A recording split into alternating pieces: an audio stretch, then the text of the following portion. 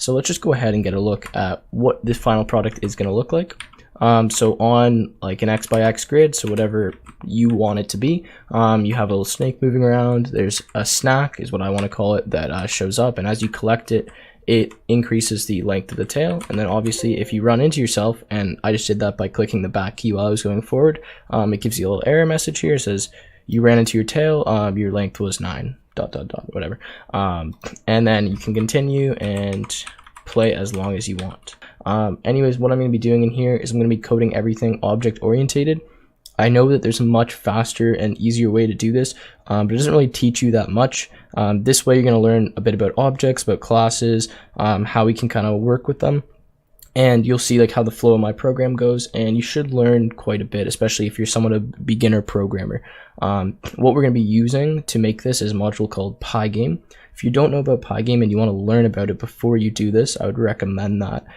Alright, so let's start coding. So pretty much what I've done is I've just set up the flow of the program, all the classes and the function, just to remind myself what I need to write. And while I'm talking here, it's probably a good idea if you guys copy this down. So what we're going to have is we're going to have two main objects. We're going to have a cube object and a snake object, and our snake object is going to contain cube objects, if that makes sense. So each one of those little red squares that was moving around is a cube object, and the whole thing is our snake object. We're gonna have a few functions here: draw grid, redraw window, random snack, message box, and main. So let's get started with our main function here, and this is what's going to be our main loop. So essentially what I need for the main loop to start is we need to make a surface. So in Pygame, to do this, we do when equals Pygame dot display dot set underscore mode, and then I'm going to set it, let's see here, what do I want the height to be? I'm going to say width and height, like this. Oops, bad spelling. And I'm just going to make a variable here called width equals height equals, and we'll just set this to 500 by what I have, 500, like so. Now we need another variable. I'm going to set this as rows. Can delete this down here. I was going to do something, but I'll do that later. And this is how many rows you're going to have, or rows or columns, whatever. You can set this to whatever you want. Just make sure it divides 500 evenly. Otherwise, you're going to have like weird looking rows, if you know what I mean. So I'm just going to set mine to 20. That's what I'm using in the other one. But if you want to make it harder, set it to something like 10, and there won't be as much room for the snake to move around, and the games will go faster pretty well. Okay, next what we need to do is we need to set up a snake object. So I know that we haven't even created like anything in the snake class yet, but I'm just going to do s equals snake, and I'm just going to give it a position. So in this case, we want to, or a color, sorry, which is going to be red, because red, green, blue, 255 for red. And then I'm going to give it a position. We're going to start in the middle. So I'm going to start at 10, 10. Now let's move into our main loop. So I'm just going to say while flag, create my variable up here, flag equals true. And then we're just going to start by doing a Pygame tick. So pygame.time.delay 50, like so, and that's just going to delay us, I want to say like 0.5 or 50 milliseconds every time, so that our program doesn't run too fast. I'm also just going to create this clock.tick. I'm going to put that at 10, and what I'm going to do is I'm going to create a clock object up here, and this is a built-in thing in Pygame, and what this is going to do is I'll explain in just 1 second once I finish typing it. Pygame.clock, I believe it is, oops, .time.clock, like so. So what this clock.tick is actually going to do is it's going to make sure that our game doesn't run at more than 10 frames per second. So that would mean essentially that our snake would be able to move like 10 blocks in 1 second. And again, we don't want it to be that fast, so that's why we're also delaying by like a few milliseconds here. If you put this too low, then again, it's going to move too low. You can play around with the speed. This is kind of what I found was the best speed, and it may vary depending on what machine you're on. Although it shouldn't, it might, so you might want to just change these numbers. Again, the lower this goes is the faster it's going to be, and the lower this one goes is the slower it's going to be. So they're kind of inversely proportional, like that. All right, next, what are we going to do here? I'm just going to call redraw window. Oops. And I butchered that so bad. Oops. redraw window like so. I'm just going to give it a surface, which is in this case going to be win that we've created up here.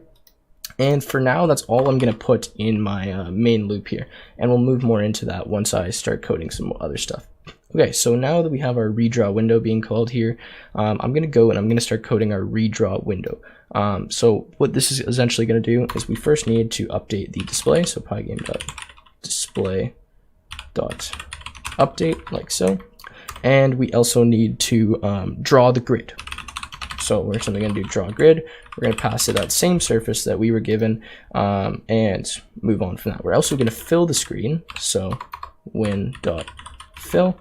In this case, I'm just going to use black. So it's 0, 0, 0. And there we are. That's all we need to do right now. But essentially, we're also going to need to draw the snake. We're going to need to draw a few other things on the screen that we'll get to later. Okay, so draw grid. Let's move into this one now. What we need to do here is draw a grid, which is pretty easy to do. So what we do is we're given rows and surface. So it'd probably be a good idea if I actually passed in the rows and the surface. So I'm just going to global them here so that I can reference them. I think this is going to work. We'll do global rows and width like that. And here we also need to make these global just because I don't want to pass them in every time I draw a grid. We're just going to say width, and rows. And this height variable is actually not necessary because we are just going to draw a square, like a square surface every time. So we can just make this the same. We don't need two variables for width and height, which are going to contain the same number anyway. So global, width, and rows. I go here, draw a grid, given width, rows, and surface. So now we're going to put in, well, first we're going to put our rows, or width, row, and surface like that. Okay, so that should be working now. In here, what we first need to do when we're drawing a grid is we want to figure out how big each square in the grid is going to be. Because what we're going to do is we're going to just draw lines going down and across, but we need to figure out where to draw those lines. So we have to figure out kind of like the gap between each of the lines. So the way we do that, I'm just going to create a variable here, size between is equal to our width, integer divided by our rows. This is just so that we don't get like large decimal numbers because that we cannot pass into our draw line method in Python. Okay, so now I'm just going to create x variable and a y variable, and I'm going to set these to 0. I'm going to say for L in range, and this is just standing for line pretty well, in rows, like that. Now what I'm going to do is I'm going to increment my x by the size between, and I'm going to increment my y by the same. So y equals y plus, size between. I can get rid of one of the spaces here. Oh, what? Okay, there we are. And now we're simply just going to draw two lines. So to draw a line in Pygame, all we have to do is pygame.draw.line, and the arguments that that takes is a surface. We need a color. In this case, it's going to be white. So we do 255, 255, 255 for white.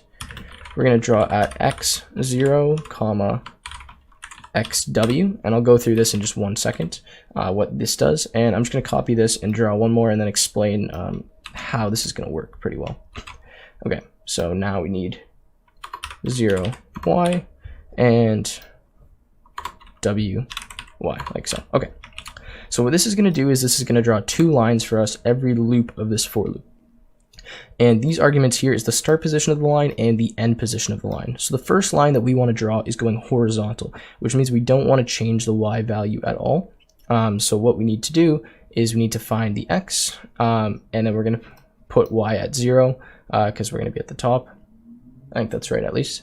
Oh, sorry, this line is being drawn down, not being drawn to the right. I was getting confused there. Okay, so we're going to change the x, but we're going to keep the y at 0, and then we're going to stay at that same x, and we're going to keep the y at the width of the screen so that we're going far enough down.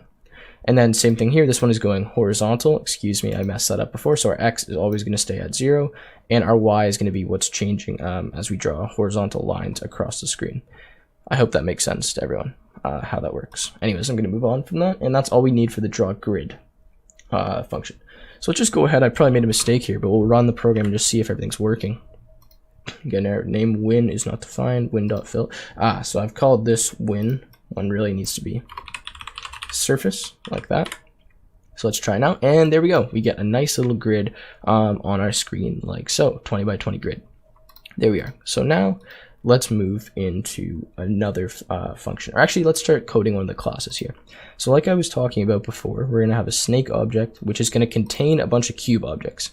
So essentially what we're going to do is we're going to have a list of cubes, and that's going to be known as the snake body. So let's go ahead and write that in now. What I want to do for that is just create a list. So we're just going to say body is equal to, and then a blank list. I'm also, just while we're already up here and creating a class variable, I'm going to create turns is equal to, and it's just going to be this set of squiggly brackets here that we'll get into in a bit. Okay, so now that we're already in this snake function, what we need to do is we just need to define our parameters here that we're passed in. So we're just going to say self.color equals color, say self.head equals cube, which I'll get into in a second, given the position. Say self.body.append our head, self.head, like this. So what we're doing here now is we're saying, okay, so the head of our snake, which is going to be important because we need to know where that is at all times so we can move accordingly, is equal to a cube at the given position. And the given position is what we pass in here as like the starting position of our snake. Or we could create a new snake, like we'd have multiple snakes moving around, and anyways, that's the position. Now we're saying we're going to append to the body this head. So now this is in our list here, and then we can go through that list and we can draw things, we can move it, we can check things. We want all of our cubes to be ordered within this list, so that's why I'm putting that in first. Now I'm just going to give this one, which is called dirn x is equal to 0, and dirn y, which is equal to 1. So what this is going to do is we have a direction for x and a direction for y for moving our snake. So obviously these are going to be a value like -1, 1, or 0. And that's going to be the same for y and x. If y or x is equal to 1, -1, then the other one's going to be equal to 0 because you can only be moving in one direction at the same time. And this is just going to keep track of what direction we're moving in. And we'll use this in the next function that we're going to code, which is our move function. So moving is pretty straightforward, at least in terms of just if you have one object moving around the screen, getting it to go left, straight, right. But when you have the snake object, it has to turn at certain points. So when I click left, the rest of the snake is still moving forward. Once it reaches the point where the head turned left, then it has to turn left. So that's where things can get a bit complicated.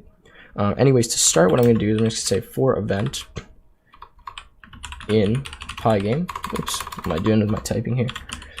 Pygame.event.get, like so.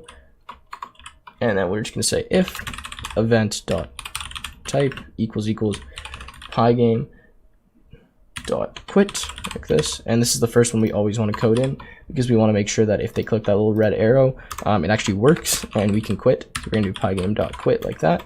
And then we're just going to say if, actually we don't even need another if, because the way I'm going to do this is this other way you might have seen in Pygame before to move things around. You say like if event.type equals key down, and then you just check which key was pressed and move to the left. This is a similar thing, but it works smoother.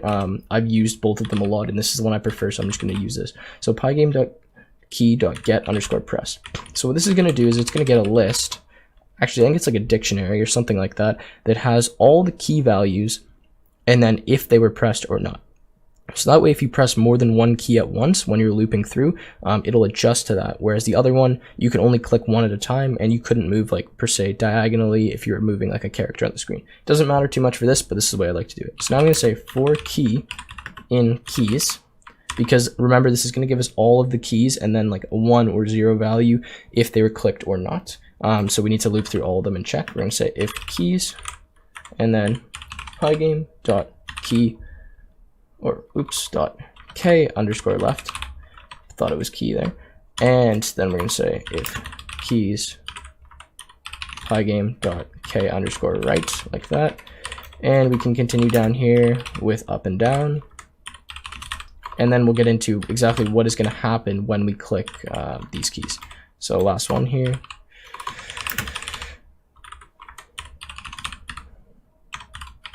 All right, and there we go. Okay. So now what we're going to do is we're going to change the direction according to what key we click. So if we're going left, that means that our x has to be negative, because the way, again, coordinates work in Pygame is in the top left-hand corner of your screen is 0, 0. So if we want to be moving left, we should be making our x negative to move more towards 0, right? If we want to move right, then we make our x positive, which would be 1 in this case, because we're just going to move 1 cube at a time to go further to the right. Same thing with the y. It's kind of weird in Pygame how the y works, because the more y you add, the further down you go. So we'll do that in a second. So for x, we're going to say self.dirn x equals -1, again, because we're moving left. And we're going to set our dirn y equal to 0. And this is because, again, we don't want to be moving in 2 directions at once and be going diagonally. Now, this is what I was talking about, is we need to remember where we actually turned. Because if you just have 1 cube moving around, that's fine. But when you have multiple cubes, we need to be able to turn left. Right, we need to remember where we turned so that the tail of our cube can turn at that point. So that's why we have that self.turns list up here, or just this turns, I want to say dictionary or set, whatever. So we're going to add to that. We're going to self.turns, and we're going to give it a new key. And I'll go through how this works in a second. Self.pause here is equal to, and then we're going to give just a list of self.dirn x and self.dirn y. Okay, so you might be kind of confused on what's going on here.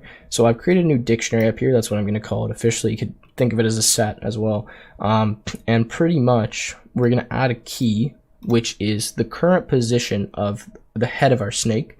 And then it's going to be set equal to what direction we turned. So we're saying we have a new turn at this position, and our character or our snake moved left. So it's going to say we have self.dirn y, which is right here as -1, surf.dirn x, and then dirn y is equal to 0. So we know what way we actually turned. And I hope that makes sense. That's yeah, that's how we're going to do that. Now I'm just going to copy and paste these and then change these values. So when we're going right, this is going to be 1. Oops. Same thing here. So we'll put that in. This is going to be 0. And dirn y, we're going up, is going to be -1. Now when we're going down, we need to change this to 1 and this to 0, and I'm just going to get rid of that. And there we go. Okay, so that is pretty much how we go about doing this. And I can also just put elifs here as well, because we don't want to be able to move in more than 1 direction. So we're going to prioritize the left arrow key. If they're not clicking the left arrow key, then we'll check if they're doing the right, otherwise up, otherwise down, because we don't want them to be able to click more than 1 key at once. Okay, so next we need to actually move our cube. And this is where it gets a little bit more tricky in terms of looking where our cube is, and if it's at that turn, then we're going to turn it. So I'm just going to start coding, and then I'm kind of going to go through exactly what I do. So for I, C, and enumerate. Oops. And I spelled that wrong, didn't I? Like that. And then we're just going to say self.body, because we're going to look through the list of positions that we have on the snake. And we're going to say p equals c.position. And I'm just going to copy this. By the way, that's what this little arrow does here. It just makes a copy so that we're not changing the position of our snake when we do things. It's just follow along with it. It's not super important. Okay, so we're going to say if p is in self.turns, like this. Because remember, what we did is we added the position of our head 2 turns. So now we're going to say, well, if this position is in the turns, then we're going to move. Or we're going to turn, right? So let's say here, so we're going to say turn, oops, equals self.turns p, like that. So now we've seen that it's in there. So now it's in there, we can find the index of it, and we can grab the direction value so we know what way we're going to be moving. And now we're just going to say c.move, like this, and turn 0, turn 1, like so. Okay, now next, I'm going to say if I equals the length of self.body -1, oops, then I'm simply going to do self, I don't know why that's capital, self.turns.pop p. Okay, so I know I just did a lot of coding here, and this probably doesn't make a lot of sense to you guys, so I'm going to kind of run through exactly what I just did. It's a little bit difficult to explain. So anyways, what we start off by doing is we're going to say we're going to get the index, and we're going to get the cube object in our self.body, because remember, our self.body is made up of cube objects right here that have these properties, right? They're going to have a direction y, direction x, a start, a color, so on. And we're going to get to coding cube in just a second. So they're cube objects. Now all of these cube objects have a position. So I'm saying for each object here, I'm going to grab their position, and I'm going to see if that position is in our turn list. And we create the turn list and add to the turn list when we turn, right? When we click left, center, right, so on. And then we're going to say, okay, so the actual turn, so where we're actually going to be moving, is equal to the turns list at that index, right? So we grab the turn, direction x and direction y, which we stored there. And now we're just going to say our cube.move, which is another method that we're going to code, and we're giving it that direction x and that direction y, so it knows what way it needs to move pretty well. And then I say if I is equal to the length of self.body minus 1, so that means if we are on the last cube, we're going to remove that turn. So once that last cube hits that turn, we're going to remove it, because if we were just to leave that turn in the list, then that would mean any time you hit that position on the screen, regardless of if the snake was turning there or not, you'd automatically change directions if you don't remove it from the list. Hope that makes sense. Okay, now also after this if here, we're going to say if the if it's not in the list, so if our position's not in the list, we still need to move the snake, because it's constantly moving. So what do we do to this? Well, we write an else, and I'm just going to copy this in because it's going to take a second to type because I have another file open, and I'll go through what happened, how this works. Okay. Now this looks like a lot, but pretty much what this is doing for us is we're checking whether or not we've reached the edge of the screen. So we're saying if we're moving left and the position, so the x position of our cube is less than or equal to 0, then we're going to change that position so that it goes to the right side of the screen. So the way that we can do that is by saying c.rows minus 1, because again, you start counting at 0 in computers. So if our rows is like 20, then the last cube would be 19 in a list, right? So say c.rows minus 1, and we're going to be at the same y value, so we'll leave that there.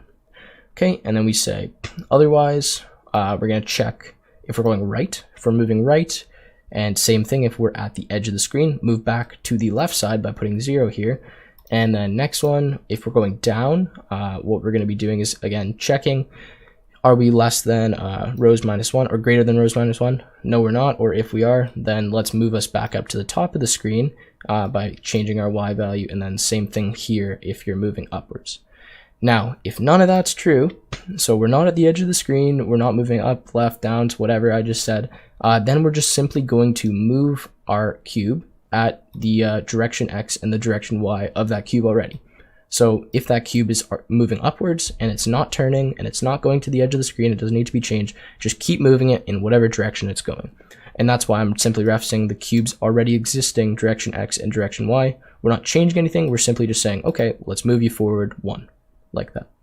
I hope that makes sense. That was a lot, and that's probably one of the hardest things in this program is figuring out the movement of the snake. So if you guys understand that, then that is the hard part kind of over with. And we're going to get into this cube object, so you're going to understand what all of this means and how our rows and columns kind of work and stuff like that. Okay, so I'm just going to forget about reset and add cube for now because we'll worry about those later. But let's get into the draw method because we want to see if this is actually working and put this on the screen. So simply for I, C, and enumerate. Why can I not spell enumerate today? Like that. Same thing, self.body, like that. We're going to say if I equals 0, c.draw, and you'll see why it is in a second. True. Else c.draw surface, like that. Okay, so the reason I'm doing this little check here rather than just drawing every object is because when we draw the first snake object, I'm not sure if you remember my other program, it had eyes. So what I would simply want to do is make sure that when we draw that first object, we add eyes onto it, just so we know where the head of the snake is. We don't get confused like what direction it's moving in. Although you shouldn't, I want to add the little eyes, maybe just for aesthetic as well. So what this true does, optional parameter, simply says draw eyes if it's the first one in our list, like that, if it's the head. And then in this draw method, you can see I have eyes equals to false, but when you make it equal to true, we're going to do a special thing in here that's going to draw eyes for us.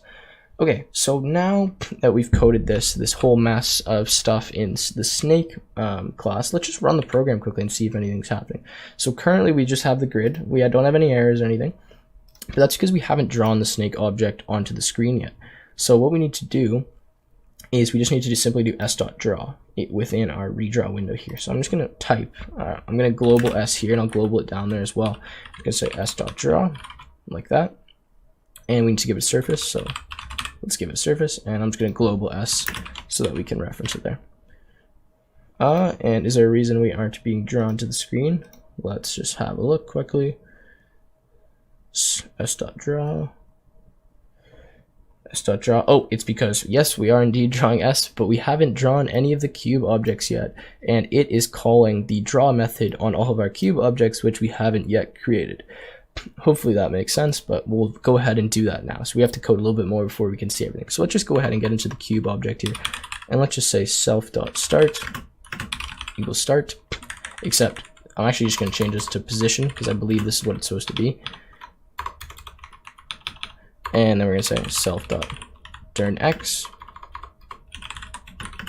equals 1, self.turnY is equal to 0, and self.color is equal to color. And the reason we have this is because we're going to be drawing later what I want to call like a snack for the cube to collect, for the snake to collect. So we want to be able to change the color with that. And spelled it wrong like 3 times during X and during Y. The reason I have during X here set to 1 initially is because I want to make sure that we start moving in a direction. If I had this at 0, you would have to click a key before the snake starts moving, but I want right when we run the program for the snake to just start moving, so I'm setting it already with a direction X. And the reason these are optional again is so that when we create a new cube object, we don't have to implicitly say direction X is 1, direction Y is 0, because it's assumed that it's always going to be like that unless otherwise stated. Okay, let's have a look. What else do we need to do here? We need to now code this move function, which is actually really easy. All I'm just going to do is we're going to say, since we're changing the direction X and the direction Y in our snake class, we need to do that in here so that it stays with the object. I'm going to say during X equals during X, and then same thing, self.during Y equals during Y, like that. And then we'll go down here, and all we're going to do is we're going to change our position. So self.position is equal to self.pos 0, which is our already existing position, plus self.during X. And they're saying self.pos 1, which is our already existing Y value, plus equals self.during Y, like that. And just in case I haven't mentioned it here, right, we're working with a grid system of 20 rows in this instant. So when I say something like, if our self.position is like 1, 3, or 10, 10, I'm saying we're in the 10th row in the 10th column. I'm not saying the X value is equal to 10 and the Y value is equal to 10, because it's not in the case of drawing on the screen, because our screen is actually a width of 500 pixels, but just where we are in the grid, which is most important to us right now, is equal to like that value. It's like 1, 4, or 3, 5, so on, like that. Just to make that clear for anyone who might have been confused. Okay, so now for drawing, it's a little bit harder just because of what I mentioned as well, is the fact that we need to figure out the distance between each X value and each Y value. So when we're drawing something in Pygame, it draws in the top left-hand corner of the object. So if we draw a cube, we're drawing that in the top left. So we need to figure out what that X and Y value is going to be for each cube when we're drawing it to the screen. So I'm just going to call this gap here that is going to be our distance, and then we do the same thing, self.w by self.rows. And we're going to change W and rows down in our program later. But we can actually just type it in now, like this, so 500 and 200, just so we have that set.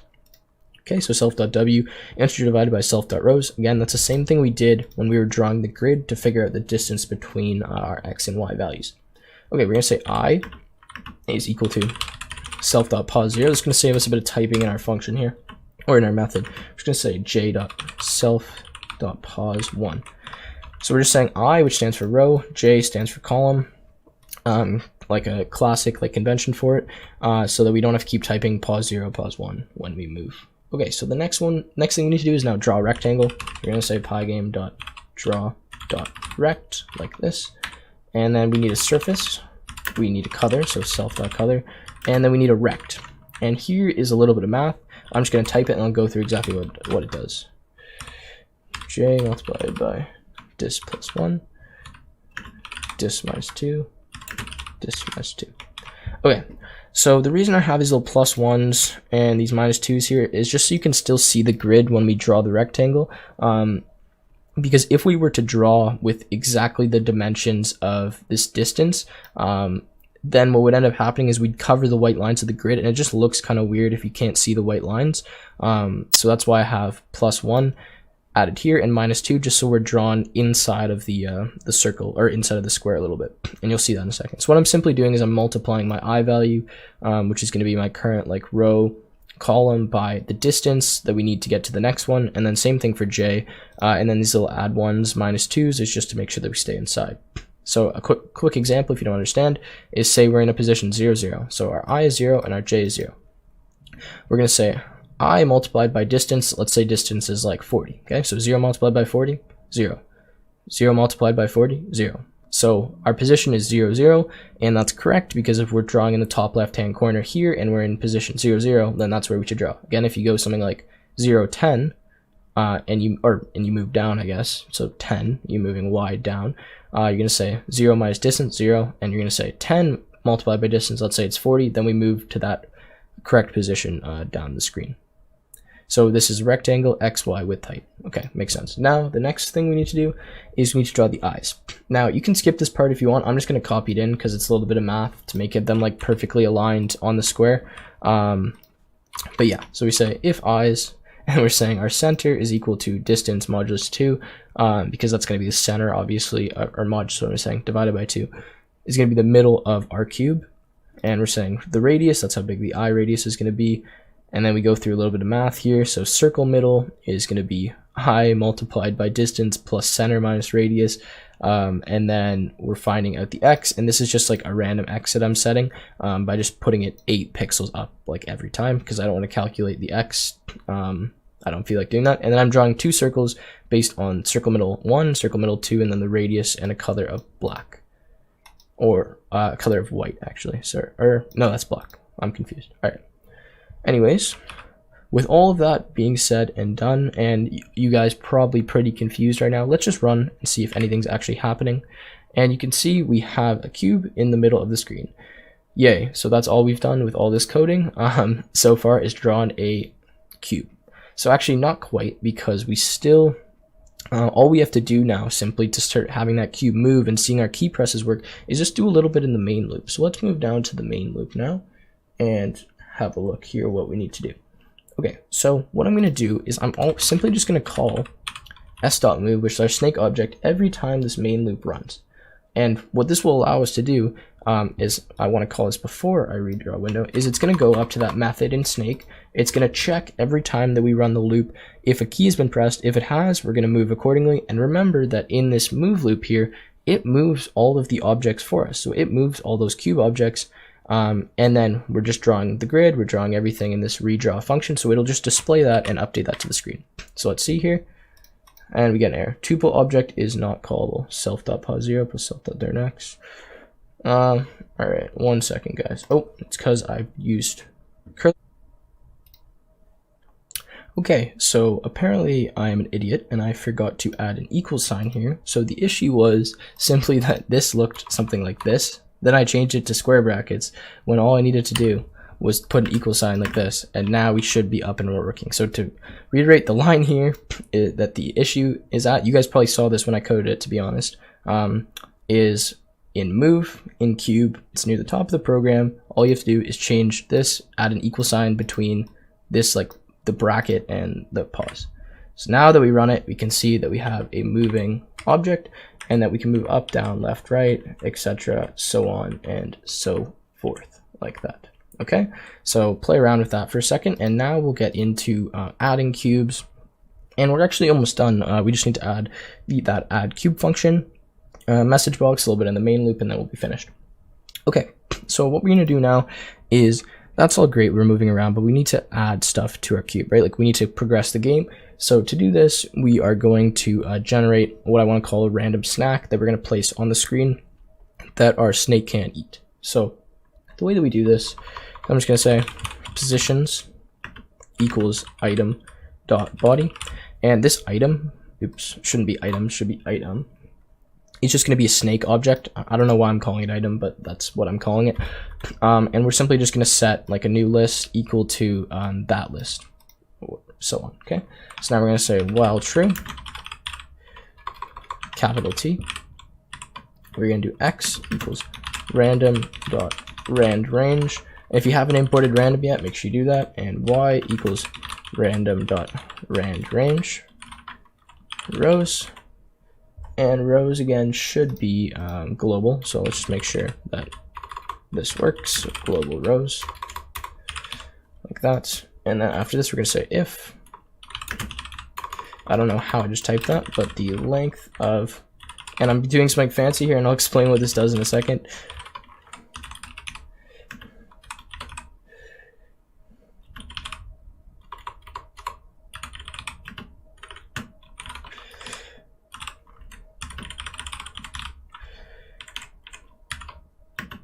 Okay, so I know I just typed this stuff that probably makes absolutely no sense to you guys if you haven't been using Python for a little bit, but pretty much what this is going to do is we're going to get a list of a filtered list, and we're going to see if any of the positions are the same as like the current position of the snake pretty well. So what we're doing is we're saying that we want to make sure that we're not going to put a snack on top of the snake. Because if we have a really long snake, the chance of that happens is actually somewhat high. And I didn't do this when I first coded the game. So what would happen is when you have your snake moving around the screen, all of a sudden the snack would pop up, but it's like on the tail of the snake, which you don't want. So what this is doing, and just type it out, you don't really have to understand it, is we're saying this means a function, z, and we're just checking if the z.position is equal to xy.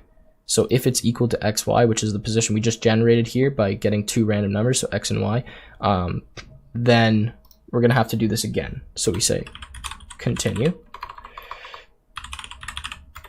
and else we break, like that. And then I'm just simply going to return in a tuple or a tuple, whatever you want to call it, xy.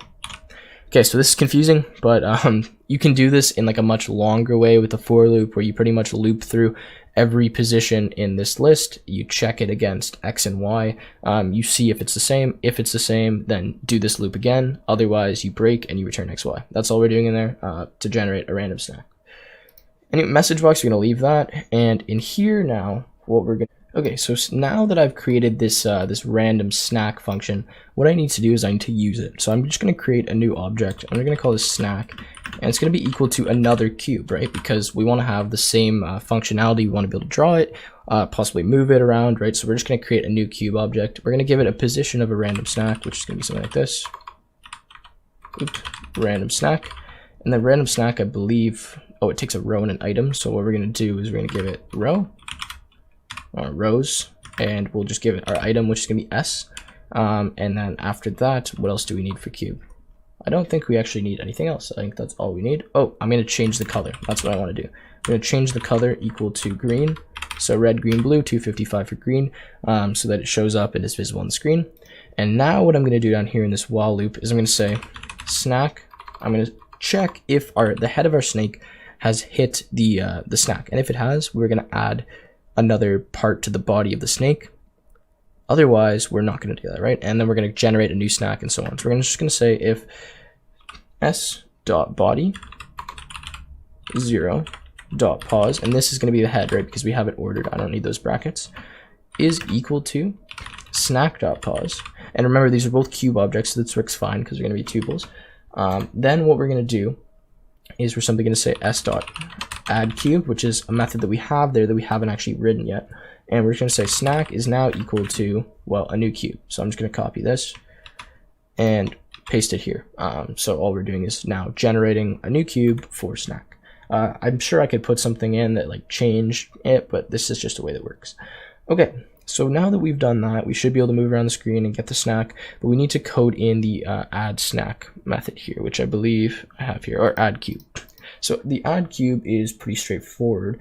We just have to figure out where we're adding that snack, or where we're adding that cube. I don't know why I keep calling it snack, to the list. So what we're going to do is we're going to figure out where the tail is, and we want to add it after that tail. So tail is equal to self.body -1, the last element in that list. We're going to say dx dy, which again is going to be our direction x, direction y. I'm just shortening it here. It's going to be tail.dirnx and tail.dirny, like this. Now again, you can do this in 2 lines. I'm just doing it like this because it's faster. And now I'm going to copy some again, and we'll just go through exactly what this does. Okay, so pretty much this looks complicated, but all it's going to be doing is checking what direction that we're currently moving in, like the head of the cube, or the tail actually of the cube is moving in, so that we can then make sure that when we add that cube, we know where to add it. So if we're adding it like to the right of the cube, to the left of the cube, above it, below it, and we can give it the correct direction to be moving in. So pretty much what we do here is we just say we're going to append a new cube to our body, and its position, if we're moving to the right, which in here we are because dx equals 1, is 1 less than the x position of that tail. So whatever the last cube is, 1 less than that, and that's so that we don't add a cube per se to the right when we're moving to the right, and then we're just going to have overlapping cubes and you're not going to be able to see them, right? Same thing down here. If we're moving down, that means, or not down, sorry, if we're moving left, that means we need to add the cube to the right side. So 1 plus that tail, the x position of the tail of the cube, or of the snake, sorry, so that we can have it in the proper position, right? And the same thing here with x and y, or with y, so that when we're moving up or we're moving down, then we add it above, otherwise we put it below. Sorry, I just stumbled through that because there was a lot of different words that are very similar. Anyways. What we need to do now is simply set the direction for that cube. So now that we added it in, if we just left it like that, it wouldn't be moving anywhere. So we just need to change that to the current direction of that tail. So whatever the tail is moving, that's where this new cube is going to be moving in that direction. So we're just going to say self.body -1.dirn x equals dx. And then same thing down here, except we're just going to change these to y. Dirn y equals dy, and that again is just the where our tail is moving at that current moment. Okay, so now that we've got all that done, it's time to see what syntax error we get next. Name rows is parameter and global. 1 second. So I've actually never even ran into that error. Oh, global rows, and it's okay. So let's just make this R, and let's change this to be 1 second. So we can just get rid of this. And this should work. There we go. So now we move around like this. The only issue is our snack is not being generated on the screen. And I don't know why that is exactly happening. Oh, it's because we're not drawing the snack. That's why. So now I'm just going to global snack up here. I believe that's what I called it. And I'm simply just going to say snack dot draw, like that. And I got to give it a surface. So let's give it a surface. Let's run. And error, name snack is not defined. It's because I didn't global it down here. So let's global that. Okay, so now we have the snack. It's on the screen. And you can see that when we collect it, we have that cube added to the end of our snake. And that pretty much is almost the game done. So all we need to do now is write that reset method, and then we need to just simply check like when we lose. Like right now the snake can go through each other, right? Through itself, and you can see we have a huge error when the snake can go through itself. So we need to make sure that when we hit ourselves, we like end the game, and we need to write that message method as well. So to do this, again, I'm just going to copy in this for loop, and then we'll kind of go from there. So let's move in here. Okay, so for x in range, the length of s.body, we're going to say s.body x, which is going to be, we're just looping through every cube in our snake body. We're checking if the position is in a list of all the positions after. That works. That's how we're checking the collision. If you want to do it your own way, go ahead, but this is the way that I like to do. Okay, so now what I'm going to do is I just want to print to the console like their score, just so that I know what it is. We'll say score, oops, and then we'll just say plus is the length of s.body, but this is going to have to be converted to a string unless I put a comma like that, so let's just do it like that. And then I am going to simply display a message box. We'll say message box like this, message underscore box. We have a subject and we have content, and we'll do that in just a second because I haven't yet actually coded that. And then we're going to reset our snake by just doing s.reset, and this is going to take a position, which is going to be our starting position again, 10, 10. And then we're going to break out of this for loop, because if we collided once, we don't really care if we collided again. And we'll go back and we continue the game with a snake that has length 1 now. Okay, so our reset, this is pretty straightforward. All I'm doing in this reset is I'm just going to get rid of our turns. I'm going to get rid of our body, and I'm just going to change like the direction X and the direction Y. So maybe it's faster if I just copy it in, and you guys can just copy this out.